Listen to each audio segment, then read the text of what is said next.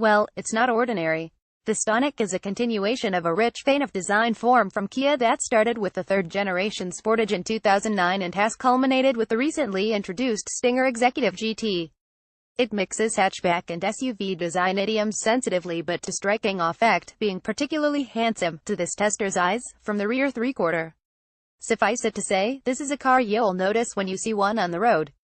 From a functional perspective, though, it's not immediately obvious when you're getting in if the Stonics had quite enough SUV identity baked into it. You lower yourself down into the driver's seat rather than sliding conveniently sideways into it, and the view you get out isn't what you'd call commanding.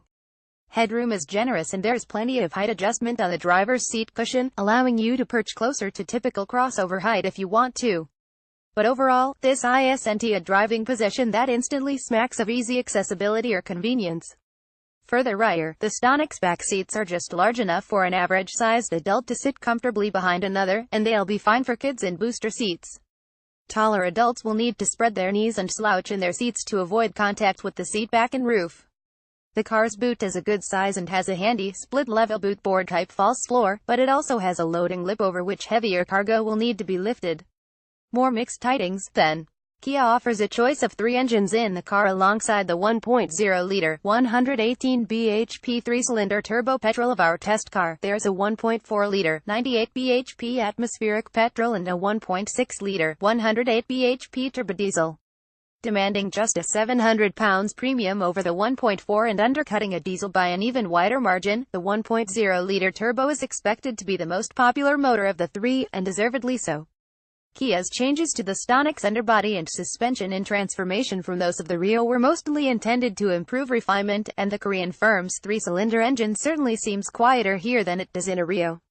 It starts with a charismatic thrum and certainly makes its presence felt under load, but its combustion noise fades to a muted level when cruising. The Stonic has a fairly strong, flexible performance level, and gets along the roads and motorways with an assuredness you won't find in every small hatchback. Around town, it tends to surge a little in response to initial throttle inputs, and so isn't always as smooth as you'd like away from standing. But there's plenty of accessible torque here, which makes zipping the car up to speed, maintaining your momentum, and overtaking when you need to, easy to do.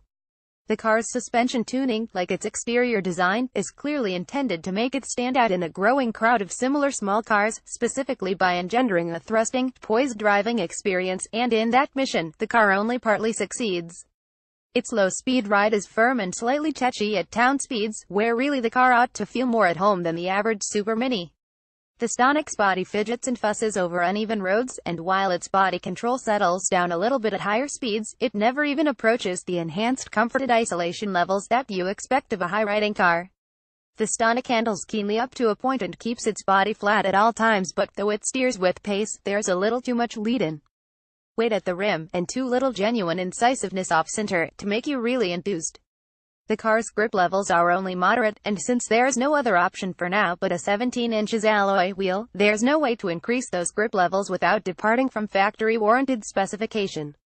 And so, while the car's driving experience certainly isn't as comfortable as you might have expected it to be, neither is it coherently fun.